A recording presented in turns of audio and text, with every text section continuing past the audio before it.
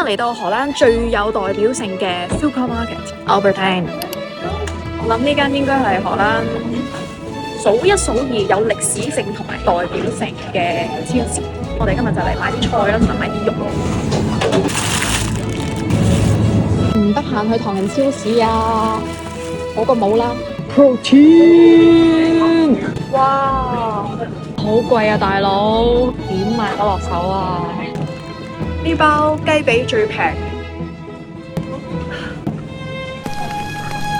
我好唔好都開始食飽啦。哈哈超市同埋唐人超市一樣，唔可以行得耐，行得耐係會破產嘅。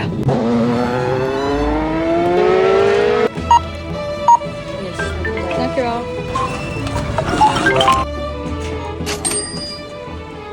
其實呢堆嘢應該都可以食到2日嘅，咁啊16蚊，都唔算貴啊，8蚊1日，可以啦其實。